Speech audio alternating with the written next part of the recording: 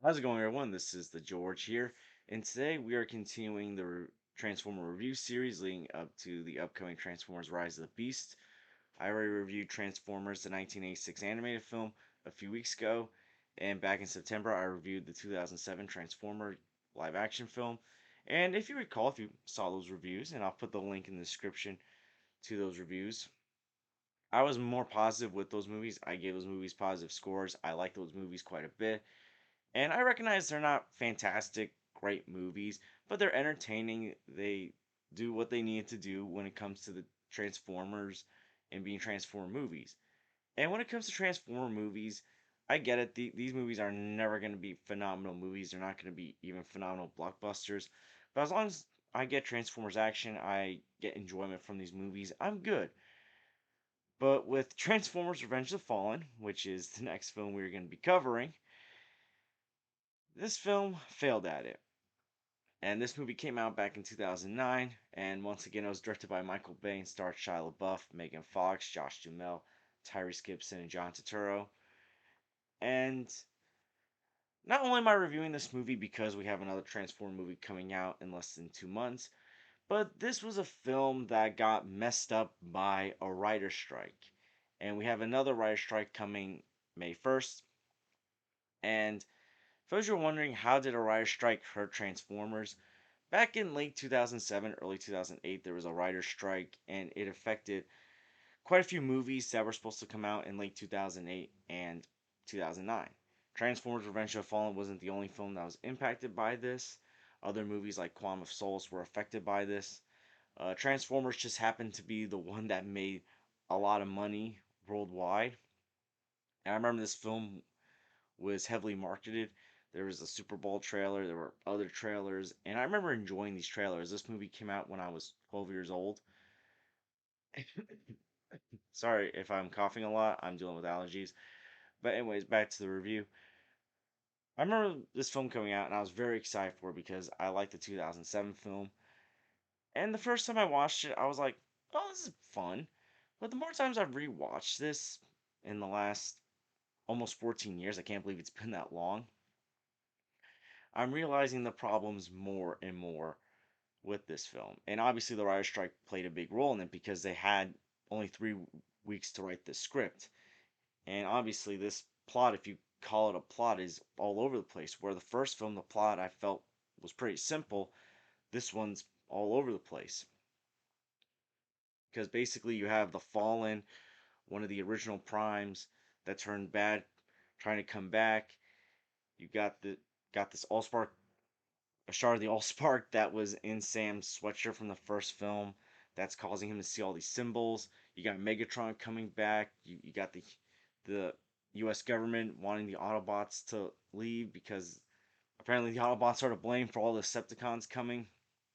Like you got all these story arcs going on, and it's a shame because I feel like the beginning of this movie, where you learn a bit about the Transformer history, like when they arrived on Earth back in BC, and the chase sequence in Shanghai, where Optimus and some new Autobots and Ironhide are taking on these new Decepticons, and you get this warning that the Fallen shall rise again. I thought that was a pretty good start to the film, and then we are introduced to Sam Witwicky getting ready for college, and that's not the problem.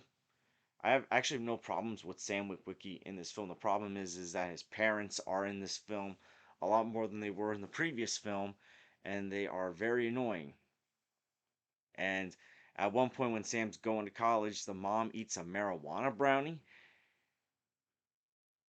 But then we're also introduced to Sam's new roommate, Leo, who is very annoying and at one point joins Sam and Michaela on their adventure. Like, at some point in this film, you should have stopped showing this roommate.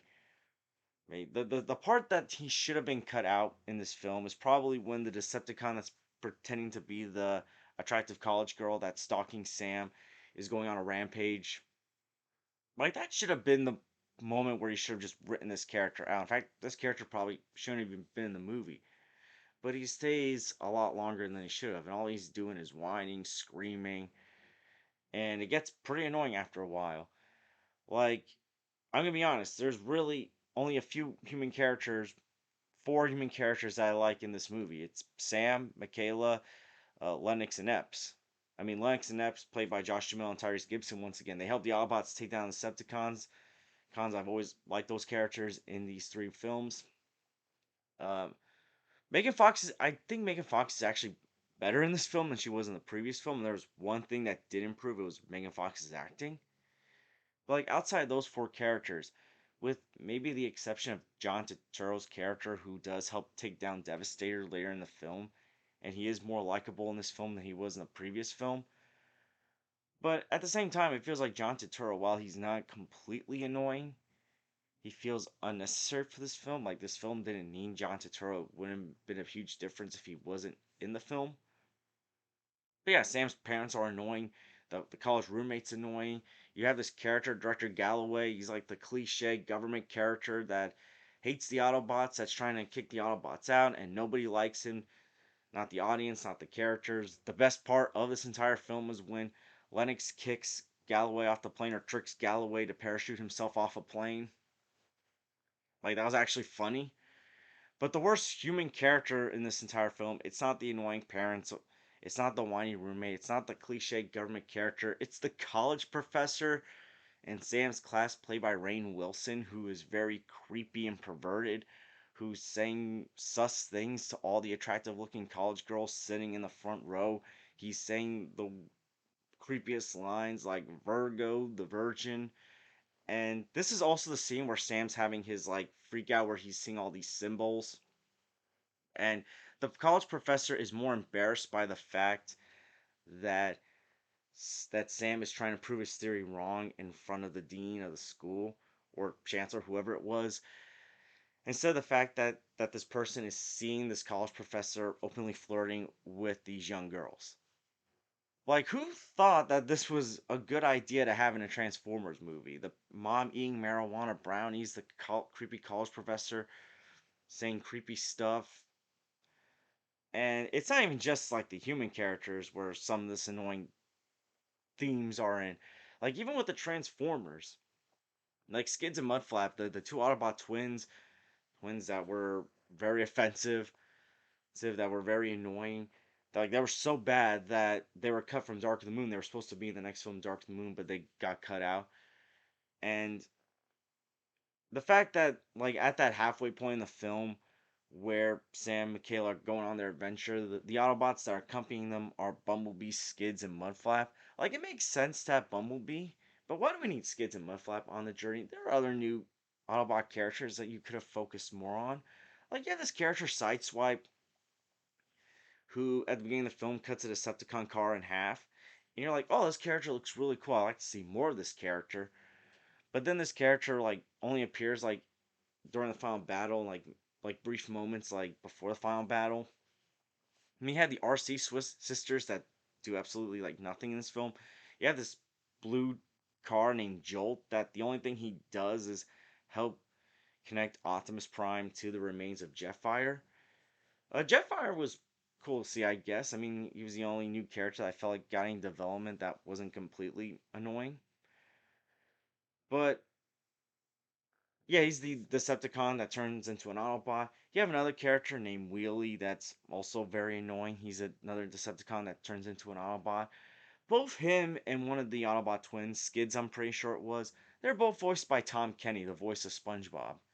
Yeah, you give Tom Kenny, a great voice actor, the role of two annoying characters in this film. I mean, I'm pretty sure this guy was the voice of Starscream in Transformers Animated. It's like you go from voicing Starscream in a pretty good Transformer cartoon to voicing Skids and Wheelie, two of the most annoying Transformer characters ever, in a bad Transformers movie. That's pretty rough. But yeah, this character, Wheelie, at one point he's like rubbing himself against Megan Fox's leg. That's really creepy. Like, what were the writers thinking when they were putting this story together? Who thought that Transformer fans wanted to see in a Transformers movie all this weird, creepy, sus stuff? Because, I mean, I get it, you can have humor, but the thing is that the humor in the first Transformers movie, I think, still holds up pretty well today. I still find it to be funny. It's like they turned it up a notch, like 3,000 up. Because you also have the Constructicons in this film, like Devastator. And the sequence where Devastator's combining looks cool. Like the special effects work still looks cool, but because one of the Constructicons was a wrecking ball, like he has a pair of balls, the Devastator, and that's just like seriously, who thought this would be funny? Like this is just bizarre. One thing I will say about this Decepticons though is that Starscream, out of all the movies that Starscream's in, he feels the most like the Starscream we all know. So I'm glad they did Starscream a lot better in this film. Megatron's still pretty cool, but this is the beginning of Megatron playing second fiddle because this also created a trend of Megatron basically being the secondary villain, not the main villain. Like he's the leader of the Decepticons, and he's playing second fiddle to other villains at this point. Not crazy about the design of the Fallen. The Fallen, along with the original Primes, they look like Bionicles. If you remember Bionicles back in the day, that's what they look like. As and the pacing of this film, it feels like the first half of this film went pretty quickly, and then the second half just slowed everything down. And where this kind of started was after the forced fight scene, which was actually really cool, where Optimus Prime is taking on Megatron, Starscream, and this Decepticon that I think was called Grinder in the toy line. It was like a copy of Blackout from the previous film, the Decepticon helicopter. But like after that scene, the film slows down. And it feels like they're just making stuff up. Like they're talking about the stars at one point, and it's just like it just feels like they just added stuff on and were just making stuff up. Maybe that was due to the fact that they didn't have that much time to write the script, like I said before, but it just feels lazy. And yeah, the action sequences are cool. The Transformers, some of the designs look cool, some of them don't look cool, but the fight sequences with the Transformers look cool. That alone can't save this movie. Like, how can you like, yeah, you can have cool Transformers, you can have cool action, but if you don't have a good story, if you don't have good, cool stuff or interesting stuff happening in between the action, you're not gonna have a good Transformers movie. And Transformers Revenge of the Fallen just feels sloppy. The humor, most of the jokes aren't funny. Like they might have been funny the first time watching it just for the sake of shock that these jokes happened. But after like the first couple watches, they're no longer funny. Outside of like four human characters, the human characters in this film suck. Like the first film, at least like most of the human characters I thought were pretty good. The voice acting, while some of the voice acting, like Peter Cole and Hugo Weaving as Optimus and Megatron, is still very good, some voice talents like Tom Kenny just felt wasted. Some characters just felt wasted. These new Autobot characters that they introduced that do absolutely nothing. The film score, I still enjoy. I do like some of the songs that were in this film, like 21 Guns from Green Day and New Divide from Linkin Park. But yeah, Transformers Revenge of the Fallen, a very disappointing movie. One of the most disappointing movies I have seen. And I wasn't expecting this movie to be like an A plus movie, even back in the day before I even cared about like critiquing movies and like picking movies apart and analyzing them. But still, this movie could have been so much more. And it just wasn't that. I'm gonna have to give Transformers Revenge of the Fallen a D. This is a disappointing movie. And honestly, I really hope because we have another writer's strike happening that directors and screenplay writers are very smart with whatever movies do get impacted with this, that they're smart to take their time to delay the movies if they need to. But yeah, if there's one thing I will take away from Transformers Revenge of the Fallen, it's that Michael Bay admitted it was crap, and he did try with the next film, Transformers Dark of the Moon, and we'll review that film in the future. But yeah, Transformers Revenge of the Fallen. Have you seen it? What did you think about it? Do you think it's the worst film in the Transformers franchise? Let me know in the comments down below, and I want to thank you guys for watching. Please like and subscribe already if you haven't. Please share this with someone that likes Transformer movies, and I hope to see you guys real soon. Take care, everyone.